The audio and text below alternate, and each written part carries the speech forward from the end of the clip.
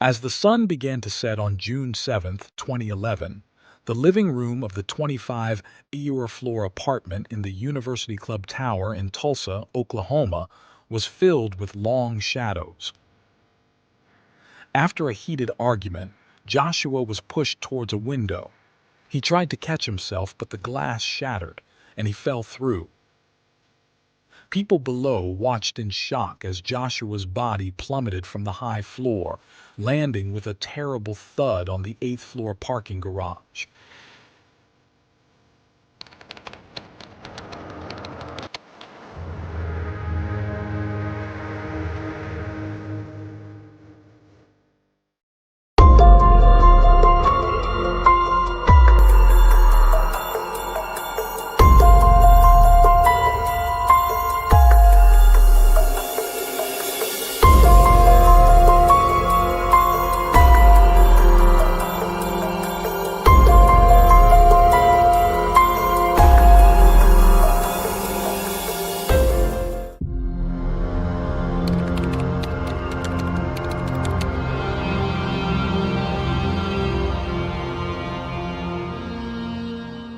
Joshua Hilberling was born on May 30, 1988, in Tulsa, Oklahoma.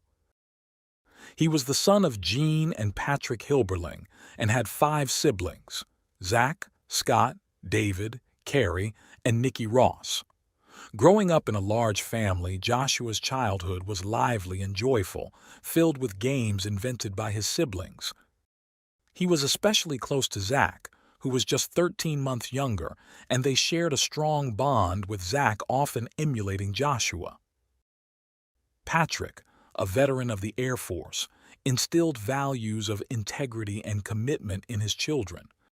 Joshua attended Victoria Christian High School, where he excelled in sports, particularly football.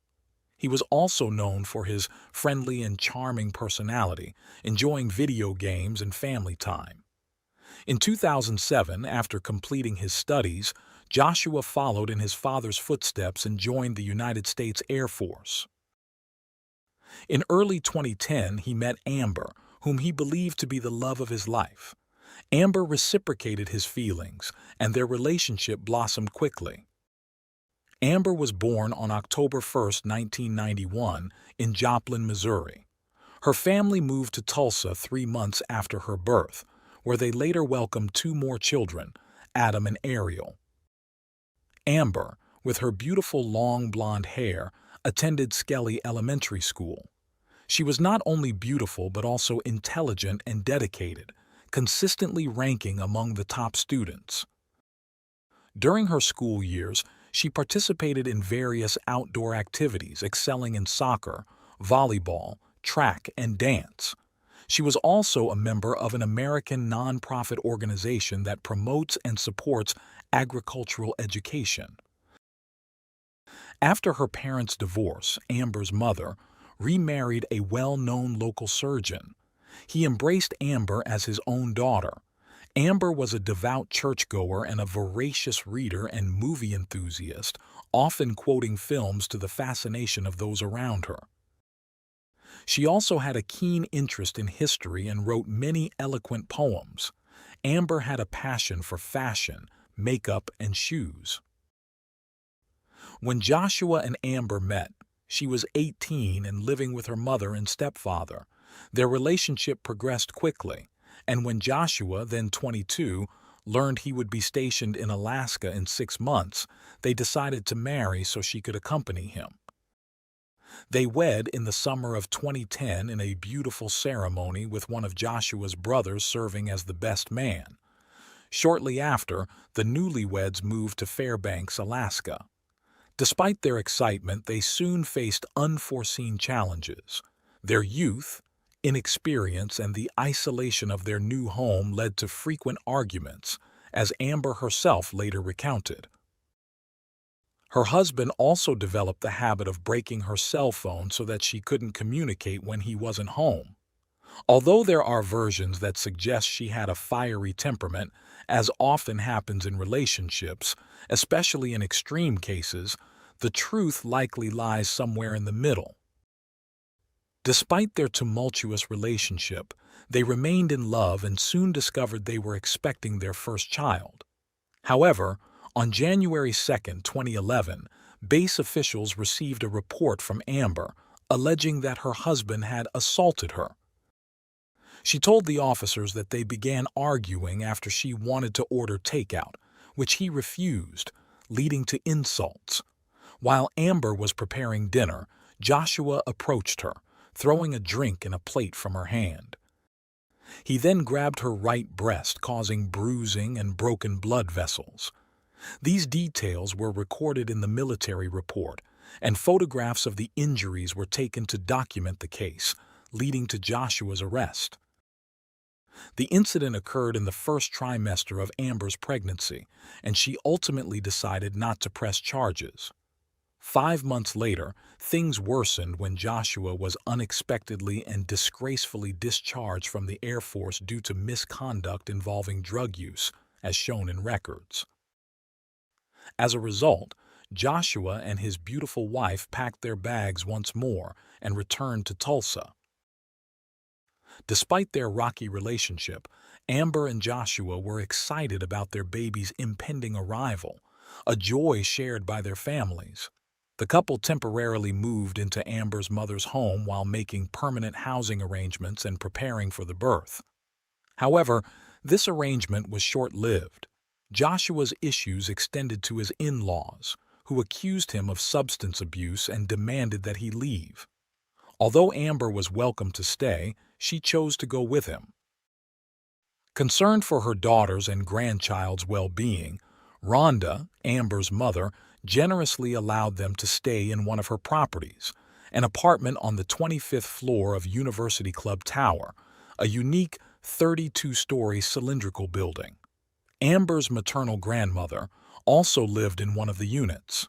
The building, constructed in 1966, was the first major U.S. structure designed using computerization for structural calculations, ensuring it was strong enough to withstand wind sway.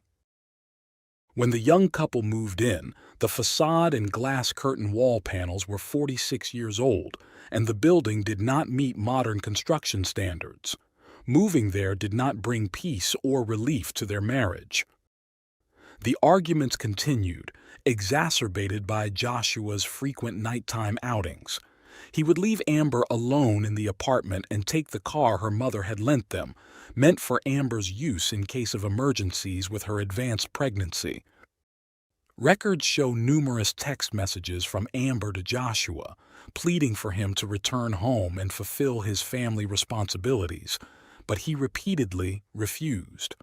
By this time, their families and friends had taken sides, each blaming the other. Amidst accusations and gossip, there were frequent suggestions that they should separate for their own good. In early June 2011, with Amber 7 months pregnant, the couple seriously considered divorce, making their home environment even more unbearable. The situation escalated to the point where one of them threw a TV out the bedroom window, shattering it. When they informed the building manager about the broken window, they were told they had to pay for the damage. On Tuesday, June 7, 2011, with the divorce papers on a table in their apartment, Joshua decided to skip Amber's biological father's wedding that weekend. Instead, Joshua chose to go with his friends to a music festival in Tennessee. According to Amber, he planned to use and sell drugs at the event. Upset about his imminent absence at such an important family event and his dubious intentions, Amber reacted badly. After a heated exchange, she continued packing laundry to take to her grandmother's house since their apartment lacked a washer and dryer.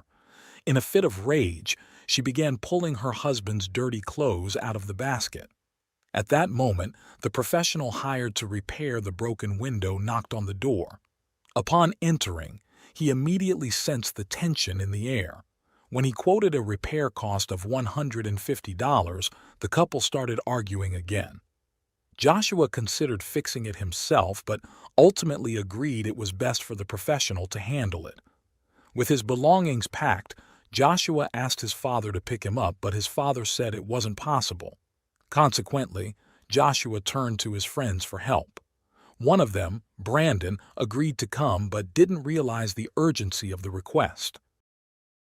Soon after, the situation between Joshua and Amber escalated into even more violence. Exactly what happened next is a mystery both took to their graves. On the afternoon of Tuesday, June 7, 2011, while they were arguing in the living room, 23-year-old Joshua inexplicably fell against the window, which shattered on impact. Amber watched in horror as her husband plummeted from the 25th floor. The professional working on the other broken window in the bedroom heard the crash and rushed to the living room. Initially, given the heated argument he had overheard, he thought Joshua had jumped intentionally. According to his later testimony, Amber was completely distraught, crying and frantically saying Joshua had fallen and needed help. She then ran out the apartment door. Across the street, Robert, a resident, was smoking a cigarette when he saw Joshua fall and land face down on the 8th-floor parking garage, his head against the railing. It took nearly 3 seconds for Joshua to hit the ground, resulting in an instant death.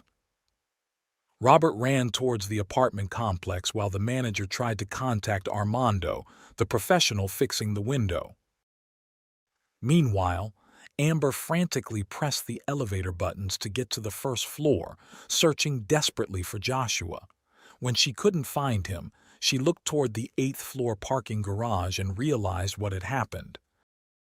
She ran to the elevator again, this time accompanied by the building manager, who urged her to remain calm to avoid causing a bigger scene. Upon reaching Joshua's lifeless body, Amber understood the gravity of the situation. Paramedics, firefighters, and authorities arrived, alerted by several neighbors. Amid tears and screams, Amber repeatedly begged them to save him, but it was clear there was nothing they could do. Amber kept saying she hadn't meant for this to happen, although one of the firefighters heard her mention it was never her intention for things to escalate so severely. The police escorted Amber to the Tulsa police station as a formality, to ask standard questions and try to piece together the events of that day. Amber requested to wait for her grandmother before going. At that point, the authorities were uncertain about what exactly had happened in the couple's apartment. Unbeknownst to Amber, her life was about to change dramatically, not only because she was now a widow, but in many other aspects. Once at the station, the police placed Amber and her grandmother in a room where they were alone. They were asked to remain calm as someone would be with them shortly. What they didn't realize was that the room was equipped with recording devices. Every word they spoke during that time was captured. Additionally, an on-duty officer observed all their actions in real time. Amid her utter shock, Amber tearfully told her grandmother that while they were arguing in the living room, she went to the bedroom and upon returning she pushed Joshua towards the wall in response to his insults. He stumbled, tried to catch himself, but ultimately fell through the window. At one point, she told her grandmother that Joshua's parents were right when they repeatedly claimed that if they stayed together, she would eventually cause his death. Amber couldn't stop lamenting the fatal outcome she had caused. Her grandmother was aware that Amber's in-laws would relentlessly pursue her, so she urged her to stay strong, especially for her unborn child. Despite following her grandmother's advice to remain silent without legal representation, the police still arrested Amber as a suspect. The next day, after securing a lawyer, her mother paid the bail, and Amber was released. As the investigation continued, Joshua's memorial service was held on the morning of Saturday, June 11, 2011. Instead of flowers, the family requested memorial contributions in Joshua's name. From that point on, each family accused the other spouse of violence, Amber's claim of self-defense against an abusive husband was quickly overshadowed by the aggressive public campaign launched by Joshua's relatives and friends. The media sided with the Hilberlings, portraying Amber as a mentally unstable criminal and Joshua as a gentle man driven to madness by her. Websites appeared where anonymous people called for Amber's execution, and strangers harassed her family. On August 6, 2011, while awaiting a complex and controversial trial, Amber gave birth to her son. Close friends described him as a beautiful blend of his parents. Amber and her lawyers rejected 2 plea deals offered by the district attorney's office. One deal was a 5-year prison sentence plus 15 years of probation, and the other was 7 years in prison with 13 years suspended. Amber later told a major American media outlet that she did not regret her decision, as she was confident in her innocence and willing to take any risk to prove it. These decisions led to her being tried for second-degree murder. When Amber began attending court hearings in fitted jackets, impeccably made up and sporting disheveled blonde hair, the public and press used these details to confirm their preconceived notions about her. Meanwhile, she cherished every moment with her young son, finding peace in watching him grow amidst the chaos surrounding her case, which seemed focused on her family's financial means to evade justice. On the opposite side of her, many detractors, was a page created by those who believed in her innocence. Although fewer, these supporters extensively discussed on social media the records of domestic violence perpetrated by Joshua. They also posted text messages from Amber's phone, supposedly from conversations with her husband the day before his death. On September 19, 2012, Amber filed a lawsuit against University Club Tower, claiming that Joshua's death resulted from the condominium's negligence. The document alleged that Joshua's fatal fall occurred because the window did not meet the glass requirements stipulated by Tulsa's building code. 6 months later, Amber's trial commenced. During her testimony, Amber told the jury that when she entered the living room, Joshua stepped away from the window and walked toward her. It was then, according to her, that he grabbed her shoulders with both hands. Fearing the worst, she pushed him hard against the wall between the chandeliers and the TV. To better explain, Amber drew a diagram of the push, and the court allowed her to stand in the witness box to demonstrate. The deputy district attorney began her cross-examination, making it clear to the jury that they did not need to believe Amber intended to kill her husband to convict her of the charge. They only needed to be certain that her act was extremely dangerous to another person. She added that the incident evidenced a depraved mindset. In this context, the video of Amber's conversation with her grandmother at the police station, where she admitted her guilt, was a key piece of evidence presented by the prosecution, despite the defense's efforts to suppress it. Additionally, the prosecutors called witnesses who claimed to have heard sounds of a struggle in the apartment, including heavy footsteps moving towards the window area. Their hypothesis suggested that Amber, despite her advanced pregnancy, had attacked her nearly 6-foot, 220-pound husband in a fit of rage, pushing him through the glass. Armando testified about what he heard and saw that day, as did the firefighter at the scene, who mentioned that Amber repeatedly said she didn't mean to push her husband out the window. An expert in windows and glass was called as a defense witness. He explained that the window in question was made of annealed glass, which lacked the strength required for residential use. He asserted that if the window had been made of safety glass, Joshua might not have fallen through it, as tempered glass is 4 times more resistant to wind loads and twice as resistant to impacts as regular annealed glass.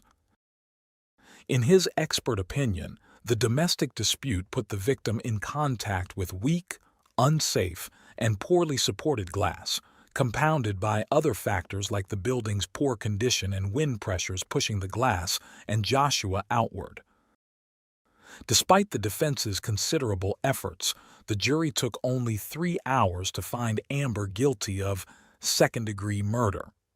On March 18, 2013, the judge sentenced Amber to 25 years in prison for the crime against her husband. Additionally, she was fined $10,000 and ordered to reimburse over $6,000 in funeral expenses paid by Joshua's family. According to Oklahoma law, after 1 year, the judge could suspend part or all of the sentence, potentially granting Amber less time behind bars. Otherwise, she had to serve at least 85% of her sentence, or 21 years, before being eligible for parole. Amber's son, then 6 years old, was legally placed under the care of his grandmother Rhonda and her husband. They regularly visited Amber in prison. A couple of months after the sentencing, a well-known American presenter traveled to the correctional center to interview Amber. The program aired in 2016.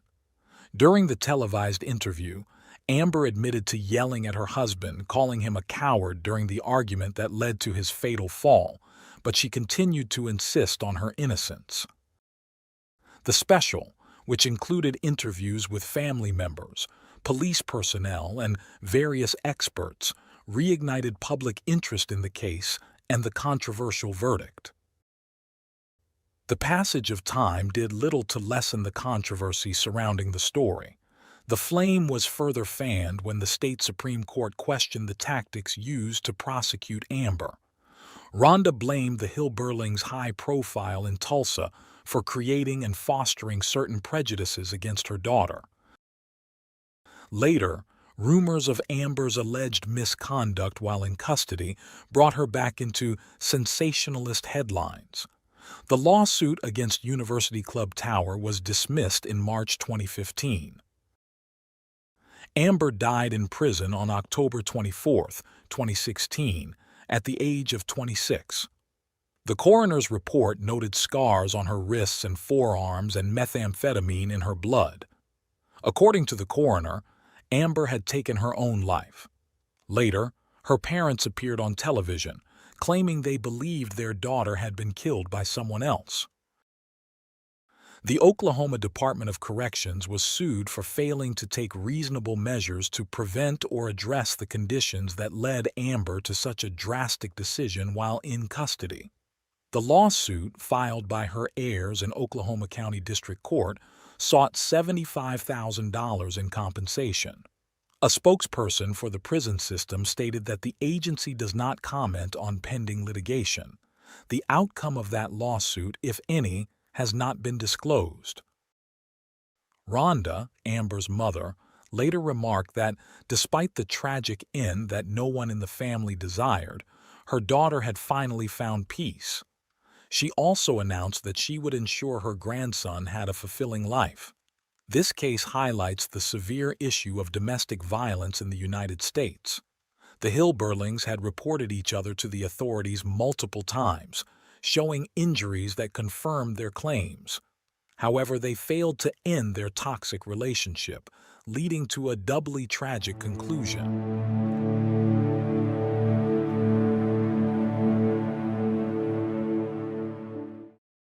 Thanks for tuning in to Unreal True Crime. If you're intrigued by mysteries from around the world, check out our new channel, Latin Crimes, where we dive into the gripping true crime stories of Latin America. Don't miss out. Subscribe now for more thrilling investigations.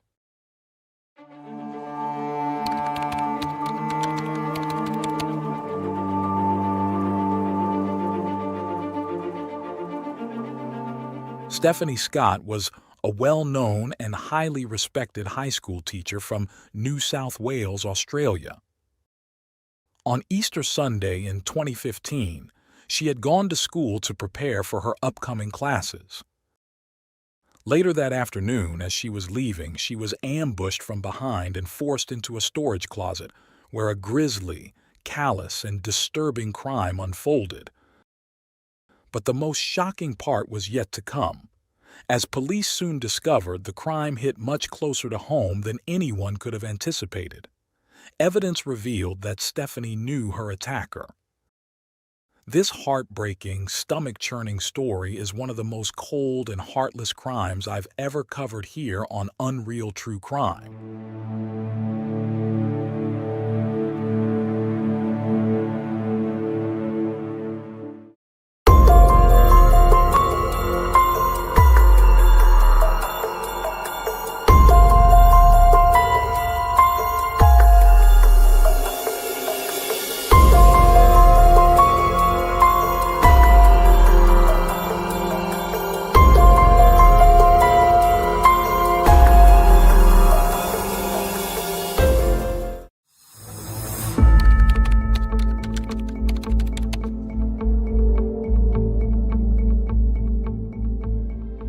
Stephanie Scott was born on October 14, 1988, in Sydney, Australia.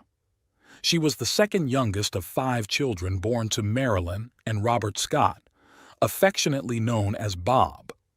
The family made their home in Canawindra, a small town with around 2,000 residents located in the central western region of New South Wales. Growing up in the serene and peaceful surroundings of their family farm, Stephanie and her siblings formed a close-knit, loving family that cherished the simple joys of life. Stephanie was an extraordinary child raised in a healthy, joyful environment brimming with love. She was not only beautiful and intelligent, but also possessed a kind, gentle, and compassionate personality. Known for her sense of humor, Stephanie loved playing pranks. Her loved ones described her as noble, affectionate, and down-to-earth, always willing to lend a helping hand. Putting others before herself was a fundamental aspect of her character.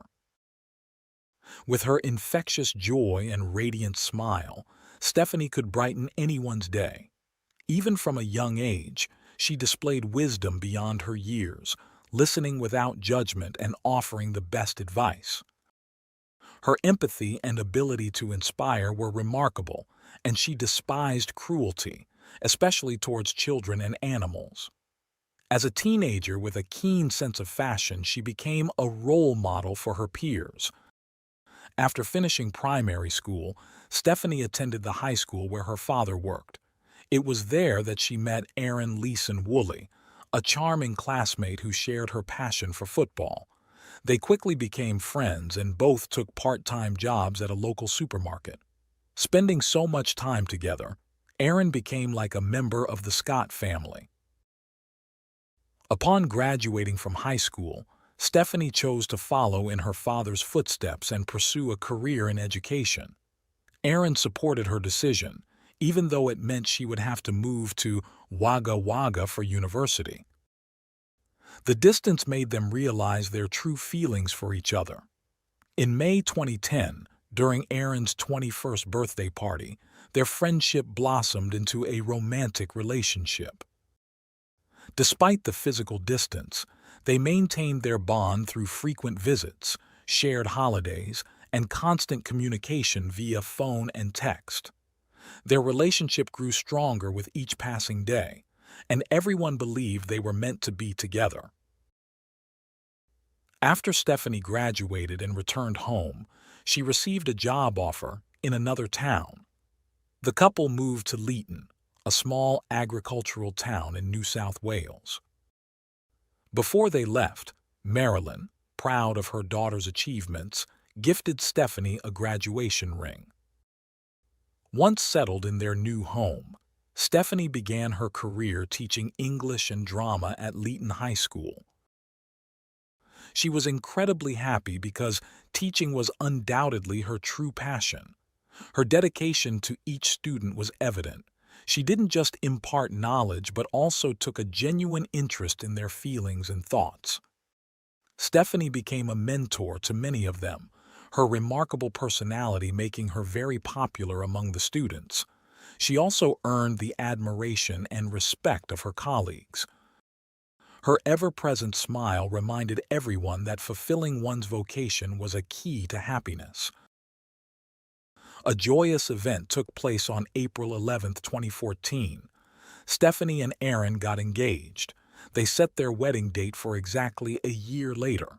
Stephanie poured her heart into planning their wedding, meticulously attending to every detail to ensure their guests would enjoy the day as much as she would. Aaron supported her every step of the way, even taking dance classes with her so their first dance as a married couple would be perfect. They also made reservations for their honeymoon in Fiji, convinced it was the most romantic destination for any couple in love. They never imagined their plans would be tragically cut short. On March 2, 2015, a new employee joined the company contracted to clean the school where Stephanie worked. His name was Vincent Stanford, a 24-year-old born on December 21, 1990, in Tasmania. Vincent had an identical twin named Marcus. When the twins were 3, the family moved to the Netherlands. His father eventually returned to Australia and lost contact with them, leaving his mother to raise the children alone.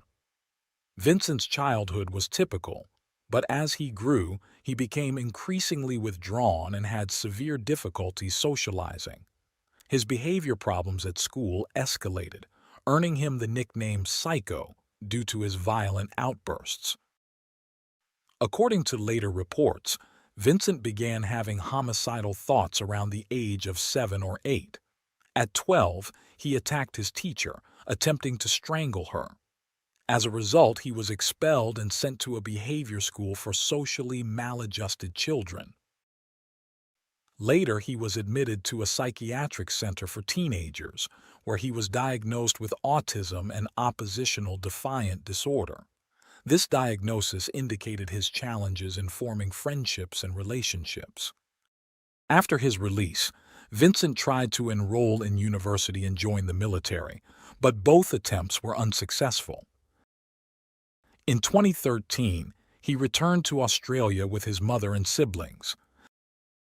Vincent appeared quiet and reserved, with his distinct Dutch accent, and had no friends or social contacts. He found the company of others stressful and cycled through various jobs before being hired by the cleaning company servicing Stephanie's school. Vincent's troubling behavior soon resurfaced. Unbeknownst to anyone, he began watching female students during lunch and secretly in the bathrooms. He fixated on a 12-year-old girl, stalking her both inside and outside school, taking daily photographs and documenting her movements in a notebook. He seemed to be planning to abduct her. It was later discovered that he also stalked 2 women working in nearby shops. By Easter week 2015, less than a week before Stephanie and Aaron's wedding, the couple was invited to a party in their hometown. Stephanie couldn't travel because she needed to prepare lessons for her substitute teacher and finalize a few details for the reception. Aaron didn't want to go without her but wanted to see his parents and best friend before the wedding. On Friday, April 3rd at 12:30 p.m., Aaron left for his hometown, unaware that it would be the last time he would see the woman he was about to marry. The young couple kept in touch through calls and text messages. Aaron attended the Saturday night party and then stayed at his parents' house. He and his fiancée spoke on the phone, saying their goodnights around 10:30 p.m. On the morning of Sunday, April 5, 2015, Stephanie left her home to go to the school. While on her way, she sent a text to Aaron detailing her plans for the day. Around 11 a.m., she parked her red Mazda 3 next to the school. Then, she walked a few blocks to pick up the school keys from a colleague who lived nearby. Her co-worker accompanied her back to the school and watched as she entered and locked the front door behind her. She went up to the second floor to the English teacher's lounge, where she sat down to work on her computer. Unexpectedly, Vincent was also in the building. Hearing noises, he passed by the lounge and saw Stephanie for the first time. Despite working there for over a month, he had never met her and had no idea she would be there. As he later confessed, upon seeing her, he felt an overwhelming urge to take her life. Vincent went home to retrieve what he called his assault kit, which consisted of a bottle of lubricant erectile dysfunction pills, several condoms, and some flexible handcuffs. It took him about 10 minutes to go and return. Upon arriving back at the school, he stayed downstairs, waiting for Stephanie to come out. Around 1 p.m., Stephanie sent an email to the bus driver who would transport the wedding guests from the ceremony to the reception hall, confirming that she had made the final payment to secure the service. An hour later, she finished her work, turned off her laptop, and packed up to leave. She retraced her steps back to the main entrance, walking down the corridor towards the large metal gate. Almost there, she encountered Vincent. She smiled and wished him a happy Easter. As she was taking her keys out of her bag, Vincent grabbed her from behind and covered her mouth with his hand. Terrified, the 26-year-old tried to scream for help and kicked and scratched, trying to escape. But he overpowered her and dragged her down the hallway into a dark photo development room. Once inside, Stephanie tried to flee, but Vincent violently pushed her to the floor. He used his left arm to pin her down by her throat and began savagely punching her face with his right fist for almost a minute, repeatedly, until she was unconscious. He then put on a condom and sexually assaulted her. Afterward, he took out a knife and inflicted several severe wounds to her neck. Once he was sure Stephanie was no longer breathing, he left the knife on the floor and went home to eat lunch. At home, he made himself a cheese sandwich and drank some coffee. Later, he returned to the school to clean the scene. Vincent washed the knife in the maintenance room and collected the items that had fallen from Stephanie in the hallway, including her car keys. He then moved her Mazda to the other side of the school. Returning to Stephanie, he placed yellow adhesive tape around her neck to contain the bleeding. Vincent placed a plastic sheet in the trunk of the car and put Stephanie's body on top. He closed the vehicle and re-entered the building, where he used a high-pressure cleaner to wash the crime scene. By then, it was past 3 p.m. Vincent left the school and drove Stephanie's car to his home, parking it behind a large shed in his backyard. He then walked back to the school to retrieve his white Toyota Hilux. Upon arrival, Vincent removed the floorboards from the darkroom, which were soaked with the young woman's bodily fluids. He loaded the wooden planks into his vehicle and returned home. Meanwhile, Aaron tried calling his fiancée, but she didn't answer. He found it odd but thought she might be deeply focused on her work or that her phone was on silent or out of battery. Before leaving his parents' house, he sent a text to confirm if they would go out for dinner when he got back, but received no reply. By around 7:30 p.m., Aaron arrived at the home they shared, surprised to find neither Stephanie nor her car there. His concern grew when she still hadn't responded to his messages. He decided to drive around town to look for her, checking at the high school, friends' houses, and the main street, but saw no sign of her car. Although increasingly worried, he thought pre-wedding nerves might have driven her to stay elsewhere for the night, so he returned home and tried to sleep. In the early hours of Monday, April 6th, Aaron woke up frequently at every noise, hoping Stephanie had returned. Meanwhile, Vincent had driven Stephanie's car, with her body in the trunk, to Cocopara National Park. Once there, he placed her on the ground, removed her clothes, and covered her with branches. He then doused her with gasoline and set her on fire. Vincent gathered the removed clothes, the car's sun visor, and the plastic sheet used to cover the trunk, and placed them in a bag. Before leaving, he picked up the gasoline canister. Vincent returned home, left the items in the shed, changed his clothes, and abandoned Stephanie's car near an irrigation canal. After 7:30 a.m., He drove around town, disposing of Stephanie's belongings in various trash bins along the main street and near a sports complex. However, he kept her driver's license and engagement and graduation rings. Meanwhile, Aaron had risen early to send another message to his girlfriend but received no response. He started calling friends and the Scott family, but no one had heard from Stephanie. By then, Aaron was convinced something was wrong and went to the police station to report his fiancée missing. The news caused a stir in the peaceful community, which quickly mobilized to search for her. The police immediately launched an operation and triangulated Stephanie's cell phone, but it was either turned off or not functioning. Checking her bank accounts revealed the last transaction occurred on Easter Saturday, and there were no recent social media posts or interactions.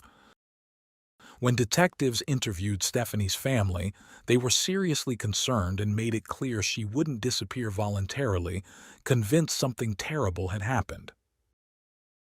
At 8 a.m. on April 7, 2015, the police requested information via social media and the press. The case quickly garnered extensive coverage. A distraught Aaron appeared on television, pleading for his fiancée to call him. Detectives visited the high school searching for clues and inspected Stephanie's classroom. They checked the alarm system to confirm the time she had deactivated and reactivated it, establishing the duration she had been on the premises. Forensic services and a canine unit also arrived to search for evidence not immediately visible. By late Tuesday afternoon, a large group of Stephanie's family and friends gathered, desperate to enter the school, fearing she might be held captive on the grounds. The police convinced them not to force entry. It was then that a neighbor mentioned seeing Vincent, the school cleaner, working on Easter Sunday with his vehicle parked at the institution. Officers went to his house and, when questioned, Vincent admitted being at the school briefly to take out the trash. He denied knowing or seeing Stephanie there and wished them luck in their search, a comment that aroused suspicion in the detectives. The next day, April 8th, they decided to question him again. Since Vincent wasn't home, the police asked his mother to tell her son to contact them. Vincent had gone to the post office to mail a package containing Stephanie's rings and license to his brother. He then texted his brother to ask him to keep the package safe. By around 11 a.m., Vincent arrived at the police station and gave a statement to the detectives. He claimed he had been cleaning the school all weekend and hadn't seen anyone else there, except for some skateboarders who were later identified and interviewed. He added that he went to a supermarket afterward to buy food. This detail caught the officers' attention since they knew the name store was closed on Sundays. They contacted the store manager, who confirmed they were closed for Easter. An hour later, a special task force was activated to investigate the suspicious disappearance of the teacher. The team was composed of specialized agents and was implemented when cases became complex in Australia. The first thing the agents did was interview Vincent's employer, who told them that all his workers had time off for Easter, so Vincent shouldn't have been at the school those days. Detectives then called Vincent to confirm the supermarket story. He repeated his false account, making him the prime suspect. At 6 p.m., the detectives arrived at Vincent's residence. He wasn't there, but his mother and brother were. His mother consented to a search of the house. In Vincent's room, they found a set of keys on a red and white cord matching the description of the keys given to Stephanie by her colleague to access the school. They also found an empty condom wrapper and some unopened ones on the floor. Outside, they noticed fresh tire tracks leading from the front of the house to the backyard that didn't match Vincent's truck. At the end of the tracks, they found a used condom and yellow tape, prompting the agents to declare the area a crime scene. Vincent's family was escorted to the police station. Meanwhile, Vincent had returned to the location where he had abandoned Stephanie's body, taking photos. As he later revealed in an interview, he returned to see if she was still there or if wild animals had taken her. Unbeknownst to him, a group of Boy Scouts camping in the park had taken a photo at 5:34 p.m. that day, which would later be crucial. When Vincent returned home, he told the detectives he had been taking photos. A digital camera was on the passenger seat of his truck, and in the back were wooden planks with reddish stains. The vehicle was confiscated, and detectives asked Vincent to accompany them to the police station. Upon turning on the camera, the investigators saw the first image, burnt human remains in a bush, resembling a woman's body. At the station, Vincent continued denying any contact with Stephanie or her car. Although not yet under arrest, the conversation was recorded with his consent. They questioned Vincent about the various scratches on his face and right forearm. He explained that a week prior, he had hit his head and collided with tree branches. As for the photos found on his camera, Vincent claimed they were from a horror movie he downloaded from the internet because he found them amusing. After the interview, Vincent was placed under arrest and given the opportunity to speak with a lawyer, which he declined. However, he agreed to undergo several forensic tests, including a medical examination of his injuries with photographs and measurements, as well as nail scrapings and a mouth swab for DNA analysis. Once the results were in, the investigators had no doubt. Vincent was charged with the crime against Stephanie Scott, denied bail, and taken to jail. When Vincent's brother learned of his brother's arrest, he opened the package and found Stephanie's driver's license and photographed it before burning it. He kept the rings, awaiting further instructions from Vincent. The detectives analyzed Vincent's truck. The GPS system had recorded a trip to Cocopara National Park, and material found on the wheel arches indicated the vehicle had traveled on a gravel or dirt road. Additionally, a closed condom and a cell phone were discovered under the passenger seat. The stains on the wooden planks recovered from the truck were confirmed to be biological fluids matching Stephanie's genetic profile. On the morning of April 9, 2015, the police notified the Scott family of Vincent's arrest and the charges against him, including the photos found on his camera. They withheld the fact that the remains were burnt. However, the information about the burned body leaked to the national media, devastating Stephanie's loved ones. That same day, at 9:30 a.m., a car matching the description of Stephanie's car was found. The area was declared a crime scene, and the vehicle was taken for forensic analysis.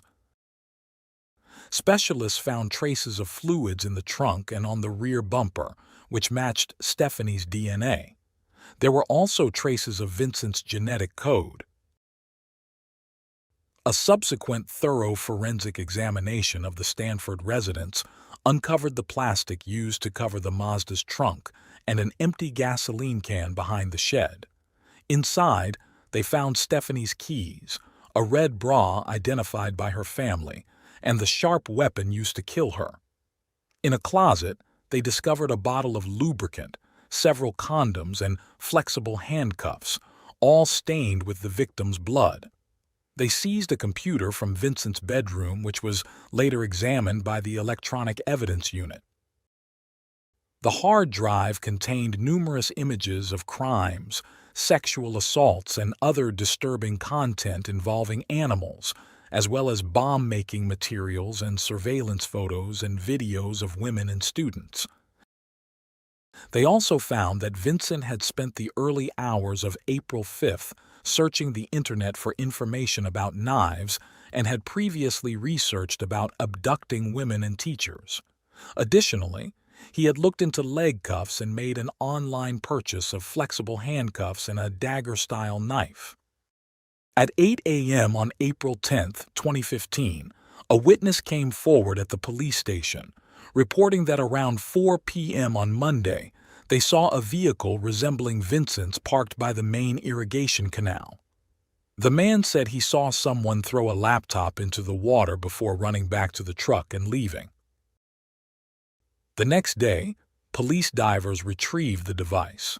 Forensic technology specialists dried it quickly, downloaded its contents, and confirmed it belonged to Stephanie. Despite police efforts, Stephanie's body remained missing. News outlets published photos of Vincent's vehicle, urging anyone with information to contact the police.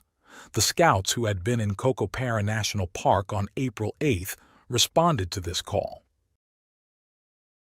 A photograph taken by one of the boys showed Vincent driving his white truck, leaving the area where he had allegedly abandoned Stephanie's body.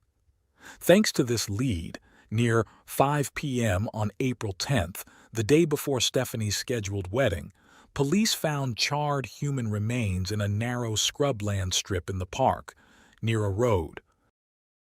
Upon analysis, the body was identified as that of the missing teacher.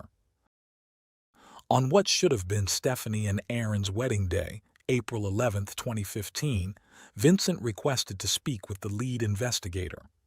Vincent finally confessed to the crime, stating that he had gone a bit crazy and felt an overwhelming urge to take Stephanie's life. He admitted to hitting her about 40 times but offered no reason or emotion behind his actions, suggesting his mental problems had resurfaced. When asked why he had a knife with him, Vincent explained that he kept it in the cleaning room as a tool he had previously used to open something. On April 13, 2015, an autopsy revealed that Stephanie died from blunt force trauma to the head. She had hematomas on the right side of her face, a small laceration on her eyebrow, a fractured nose, and an eye injury consistent with severe impact. Additionally, there were 2 knife wounds on the right side of her neck, with the right internal jugular vein being severed, though no associated hemorrhage was found along the cut's path. On April 21st, Vincent was interviewed again to clarify the details of his confession and to locate Stephanie's rings. Vincent revealed that his brother Marcus had helped with the rings. The next day, after 1 p.m., Stephanie's funeral was held, attended by over 1,500 people, including family, friends, students, and community members. They gathered at the location where she was supposed to marry Aaron. Many wore black with a touch of yellow. Townspeople tied yellow ribbons to trees along the route to the funeral. Stephanie's family and friends shared beautiful tributes about her reflective nature and care for others. On May 9, 2015, Vincent called his twin brother Marcus, asking him to sell the rings. Marcus, in an act he later described as misguided loyalty, pawned them for $705 in Adelaide. In a subsequent phone call, Vincent instructed Marcus to buy a plane ticket to visit him in jail and give the rest of the money to their mother. Marcus followed these instructions and visited Vincent on May 20th. 2 days later, Marcus was interviewed by the police. He denied receiving any packages from his brother and had deleted their text messages. Due to the case's uproar, Marcus and his father decided to move to a different city, where Marcus started working on a flower farm. However, on June 9th, authorities visited Marcus's new home. During the search, they seized a camera, a pawn shop receipt, and his mobile phone. Marcus was arrested and taken to New South Wales, charged as an accessory to murder, and placed in the Unitary Correctional Facility. On August 5th, during questioning, Marcus stated he never understood why Vincent sent him Stephanie's belongings, expressing confusion and anger. 7 months later, on March 31, 2016, Marcus pleaded guilty. On July 19, 2016, it was Vincent's turn to appear before the same court, where he pled guilty to aggravated sexual assault and murder. Psychological evaluations revealed a pattern of social and interpersonal deficits, including an inability to experience emotions, extreme detachment, and indifference to others. It was clear that he harbored violent thoughts, which, when stressed, could reach an intolerable level. He scored high on scales of perversion and violence, though his psychopathy tendencies were low. According to the presented tests, Vincent told the forensic psychologist that being around people was stressful and unpleasant for him. He claimed the crime was not premeditated and that, while he did not enjoy committing it, doing so helped reduce his overall tension and overwhelming need to kill the young woman.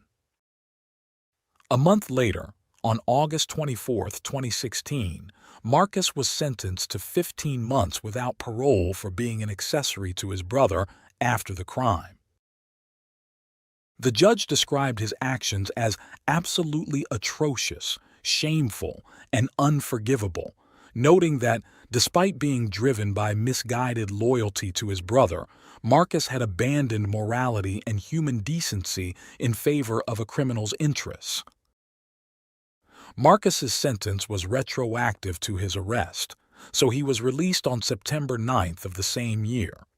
Despite nearly 60,000 people signing an online petition to appeal his sentence as insufficient, Marcus expressed regret for helping his brother and publicly apologized, assuring he no longer wanted anything to do with Vincent. He returned to his father's home, but they had to move due to local hostility. They relocated to a rural town in New South Wales, keeping a low profile. A month later, on October 10, 2016, court sessions resumed for Vincent's sentencing. Stephanie's mother took the stand to speak about the emotional impact of the crime. One of her most poignant statements was lamenting that her daughter spent her wedding day in a morgue, without vows or a wedding dance. The video of Vincent's police confession from April 2015 was then shown. As everyone listened in shock, Vincent sat with his head down. Finally, on October 12, 2016, the judge announced the sentence. In his verdict, the judge described Vincent's behavior as deeply disturbing, noting his fluctuations between despair and unmet expectations, leading to deep-seated hatred. He declared the case fell within the worst category and left no doubt about Vincent's guilt.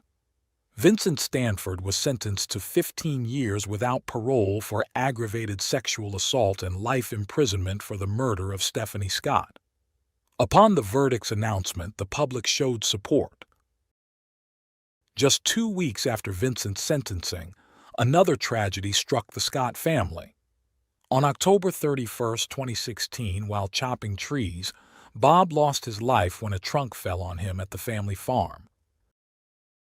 In 2018, the Scott family initiated legal action against the New South Wales Department of Education and the cleaning company that employed Vincent, citing ongoing nervous shock, a legal term for permanent psychiatric distress following a relative's death. In June 2020, both parties reached an out-of-court settlement with details kept confidential, and the Scotts received compensation. Aaron managed to rebuild his life. 5 years after the tragedy, on July 7, 2020, he announced his engagement on social media. He got married in December of that year and 2 years later welcomed a daughter named Sienna. Many consider Stephanie Scott's murder one of the most heinous crimes in recent Australian history. Such a cruel and inhuman act shook the entire country.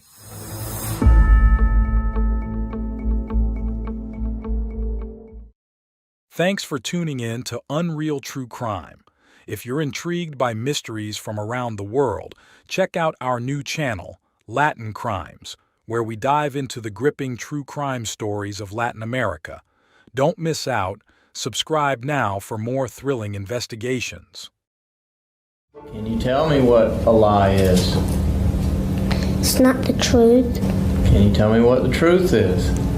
It's not a lie. If I told you your mother was in the courtroom here today, would that be the truth? No, sir. That would not be the truth. Why is that? Because she's not in the courtroom? No, sir. Okay. Where is your mother? Jail. AJ, Yes, sir. when is the last time that you saw your mother? Do you remember? No, sir. Has it been a long time? Yes, sir. That woman sitting right there between them, have you ever seen her before? Yes, sir. Who is that? My mother. Now you recognize your mother? Yes, sir. AJ? AJ, Yes, sir. give me your hand. All right.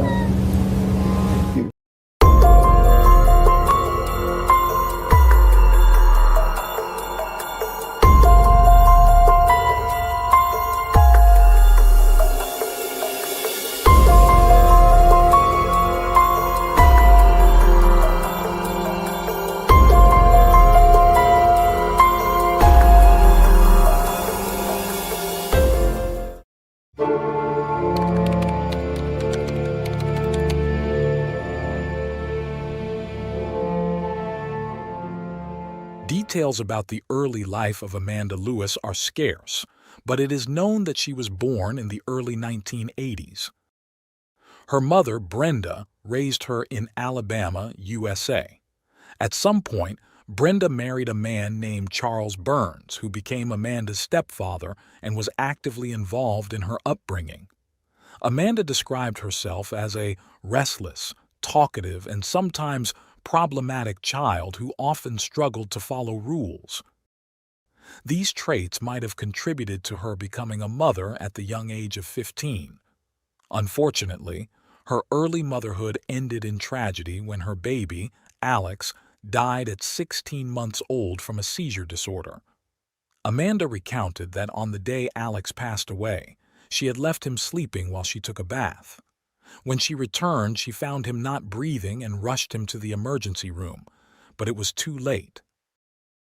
Later, while still in Alabama, Amanda entered what seemed to be a stable relationship, resulting in the birth of 2 children, Adriana Elaine Hutto and Andrew Jordan Hutto. Adriana was born on September 16, 1999, and his younger brother, Andrew, affectionately known as AJ, followed about a year later.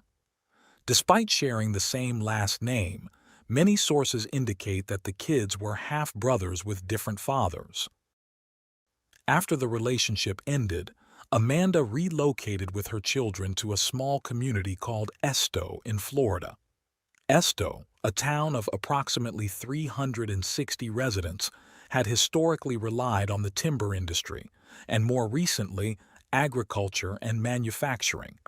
It also attracted tourists seeking natural beauty and tranquility. Amanda quickly adapted to her new environment, appreciating the peace and basic amenities it offered.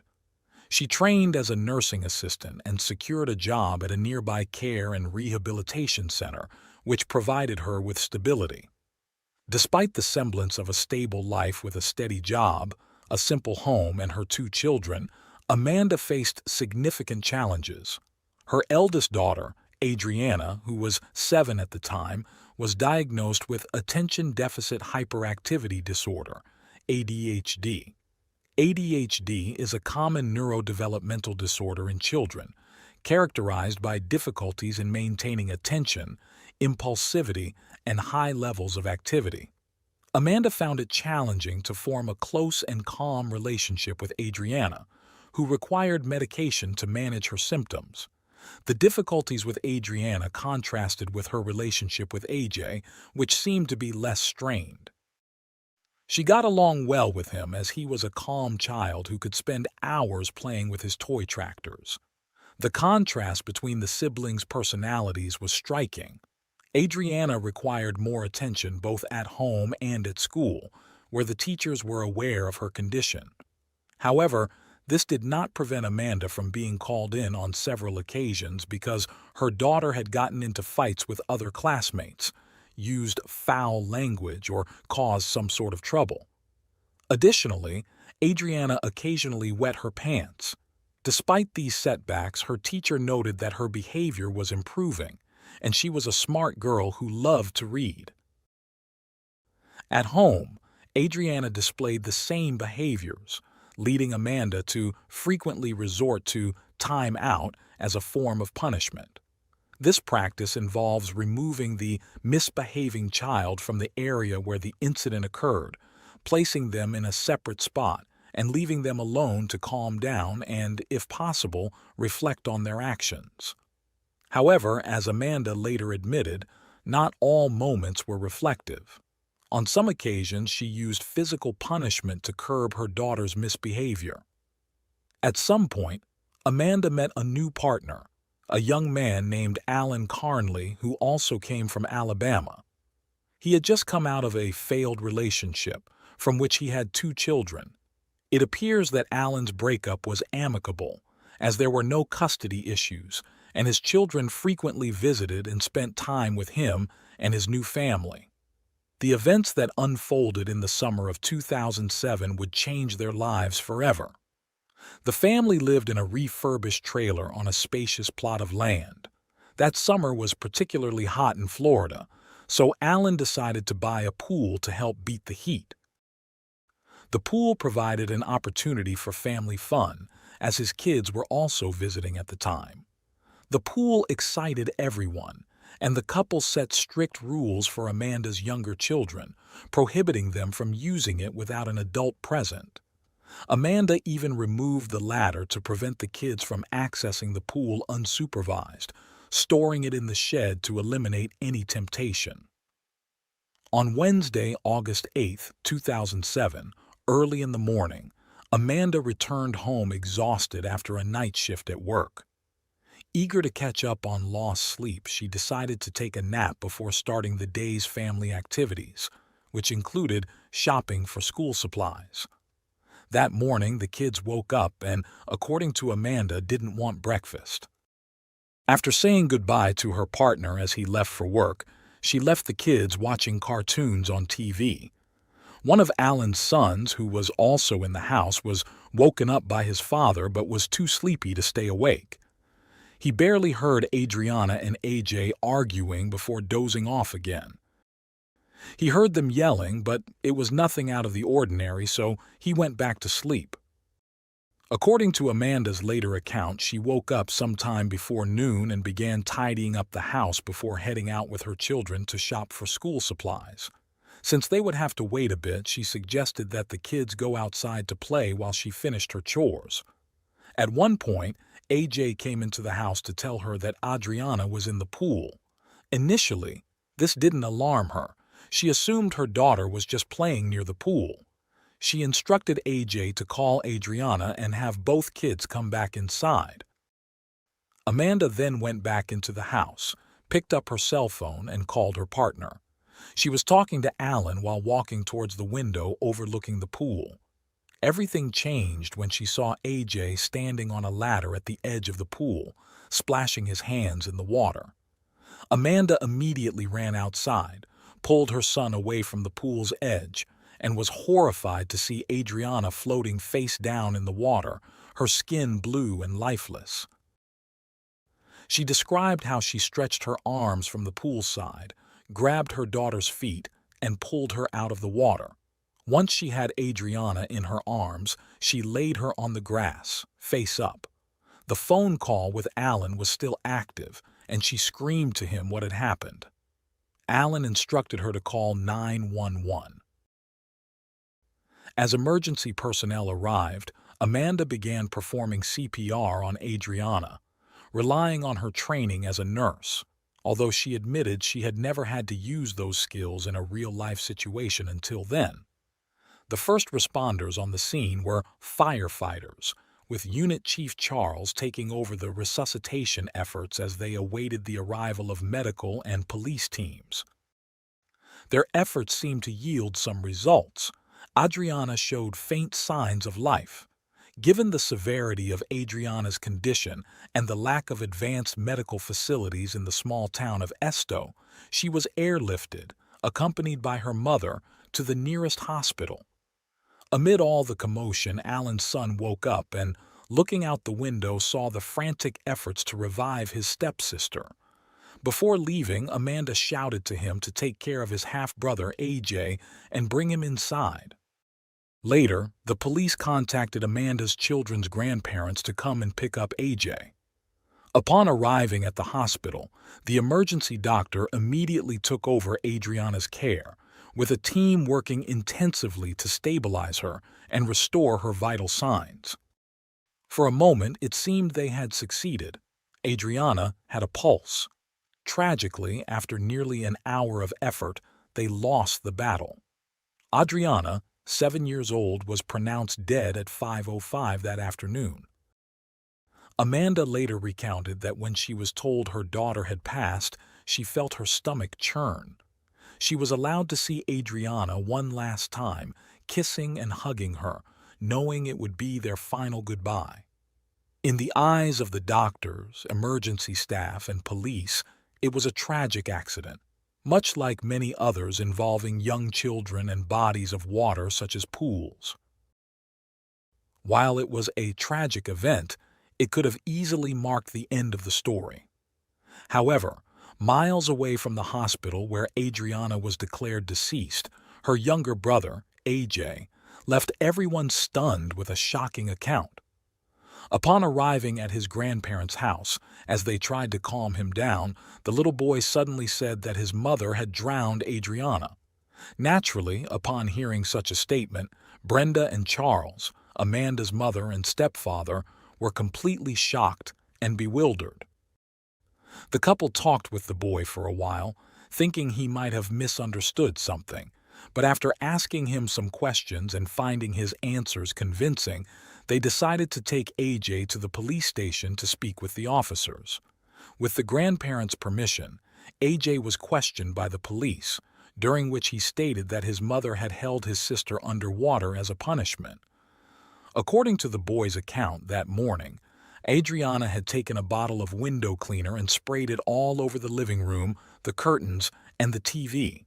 AJ continued, saying that when his mother discovered what had happened, she became very angry, dragged her 7-year-old daughter to the pool, put her in it, and held her head under the water until she stopped moving. This story was repeated multiple times during 2 interviews with investigators and a third with a child expert. Although several aspects of the boy's story varied across the different interviews, the claim that his mother had submerged his sister's head underwater remained consistent. As a result, the authorities launched an investigation, starting with a thorough inspection of the house where the incident occurred. During this search, several things became evident. The bedroom shared by AJ and his sister was in disarray, with a broken bunk bed, complete disorganization, and a strong smell of urine. The word neglect echoed in the investigators' minds.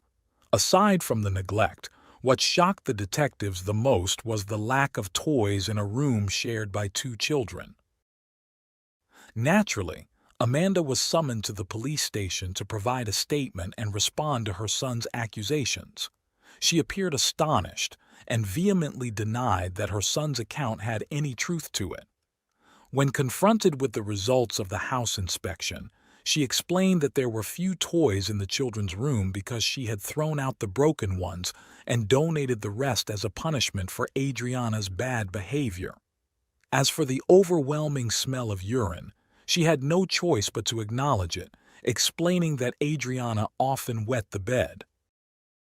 The investigators requested that Amanda undergo a polygraph test.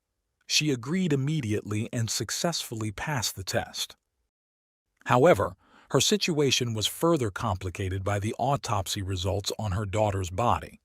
The post-mortem examinations confirmed that the cause of death was drowning, but they also revealed clear signs of assault on the girl's face. There were visible bruises that covered nearly the entire face and closely matched the size of an adult hand. With this evidence, on September 5, 2007, Amanda was arrested and charged with first-degree murder, facing the possibility of a life sentence or even the death penalty. The proceedings to prepare the case for trial began immediately. Although the authorities offered Amanda a plea deal, which would have required her to plead guilty to manslaughter in exchange for a 10-year sentence, she refused and chose to face trial for the charge against her.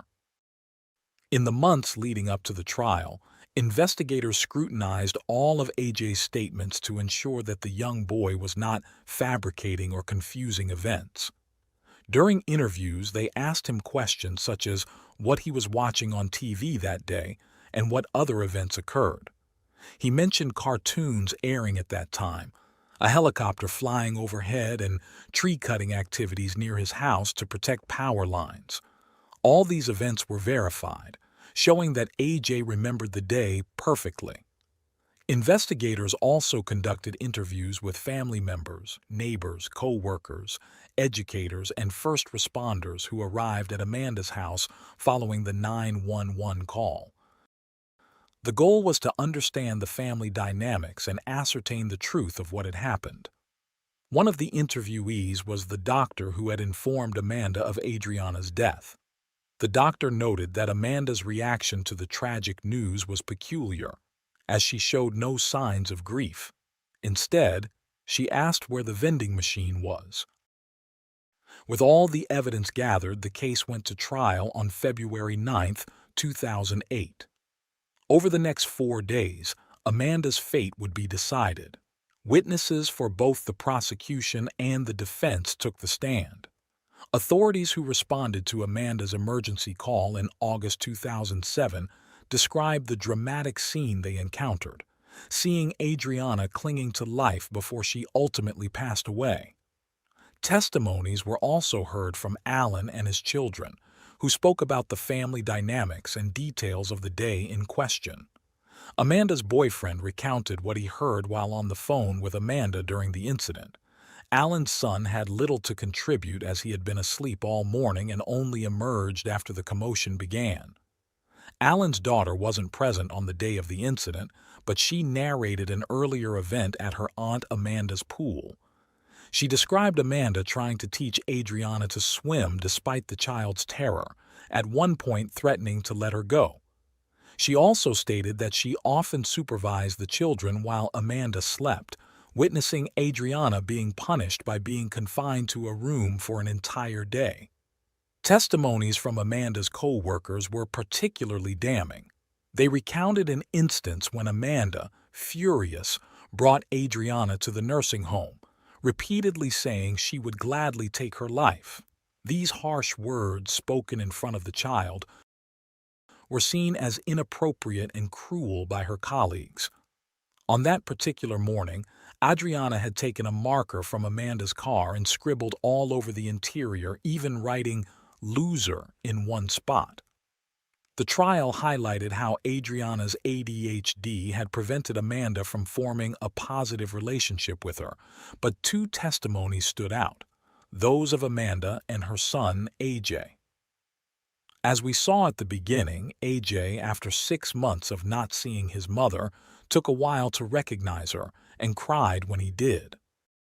During her testimony on the stand, Amanda acknowledged that her daughter's behavioral problems had made their relationship difficult. She described Adriana as extroverted and hyperactive, noting that she was very much like herself, stubborn and always by her side. Amanda claimed that Adriana sometimes displayed violent behavior, recalling an incident where the girl threatened her younger brother with a sharp kitchen tool. Amanda also admitted that she had once placed Adriana in a specialized institution for 6 days. She confessed to the court that she might not have loved her daughter as much as she should have.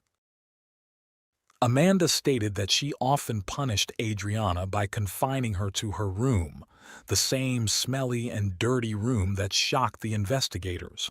She also took away most of the toys as a punishment for leaving them scattered around. Amanda admitted that she occasionally lost her temper and would slap or spank Adriana, such as during the incident when Adriana had written on the car with a marker. Amanda described how Adriana had just begun learning to swim, could move her arms and legs a bit, but was terrified of putting her head underwater. Amanda insisted that she was not teaching Adriana to submerge her head. When asked if she knew how to swim, Amanda replied that she did. Sticking to her version of events, Amanda admitted that when AJ told her Adriana was in the pool, she didn't immediately check on her. Instead, she called her partner and only looked out the window later. She saw AJ at the pool's edge trying to reach Adriana, who was splashing in the water. That was when, according to her, she rushed to help but was already too late. Amanda's defense argued that Adriana's death was a tragic accident. They claimed that the girl had pushed her brother's toy cart to the pool's edge, climbed on it, and used a tray to scoop out insects from the water. When she leaned over, the edge of the inflatable pool gave way and Adriana fell in. During the trial, the prosecution questioned Amanda about how she had pulled Adriana out of the pool. Amanda admitted that she hadn't given her daughter breakfast or her medication that morning, claiming that Adriana had said she didn't feel well. It later emerged that neither child had eaten breakfast or lunch by the time of the incident around midday. Another critical piece of testimony came from the autopsy report on Adriana. The original forensic specialist did not testify as he had been dismissed for negligence in over 30 autopsies. Instead, the director of investigations at the medical examiner's office explained the autopsy process and findings, emphasizing the bruises on Adriana's face. Amanda's defense strongly challenged this testimony, questioning whether the marks were definitively from a hand. The expert had to admit that she couldn't be absolutely certain. Then came the pivotal moment in the trial, AJ's testimony. In a lengthy and exhausting interrogation for a 7-year-old, AJ recounted the events he had described many times before to investigators. This time, he included a drawing he had made during psychological support sessions, illustrating what had happened. After his long testimony, AJ faced cross-examination from Amanda's defense, who pressed him until he became visibly confused and tired, giving contradictory answers. Despite this, the prosecution deemed him a credible witness, supported by other significant details, such as the fact that Adriana was tall enough to stand in the pool and easily lift her head above the water. With these elements, the trial proceeded, culminating in a dramatic and crucial phase where the truth about Adriana's death hung in the balance. In the end, while the defense argued that Adriana's tragic death was a very unfortunate accident, the prosecution maintained that Amanda had maliciously punished her daughter. The prosecution argued that Amanda had reached her breaking point due to immense stress and exhaustion, having tried numerous ways to discipline her daughter, none of which seemed effective. In a moment of overwhelming frustration, Amanda snapped. After all testimonies concluded, the jury deliberated for only 2 hours, including lunch, before returning with a verdict. They found Amanda Lewis guilty of first-degree murder and aggravated child abuse. The following month, during the sentencing hearing, the judge issued a life sentence plus an additional 30 years for aggravated child abuse. Amanda has attempted several appeals, none of which have been successful. She remains incarcerated at Lowell Correctional Institution. Reports following the trial's conclusion indicated that AJ was cared for by his grandparents in the months after the incident. However, once the judicial process was complete, AJ was reportedly put up for adoption. Since then, his life has been kept private. By 2024, AJ would be 24 years old, and we can only hope that his life has been significantly better than how it began.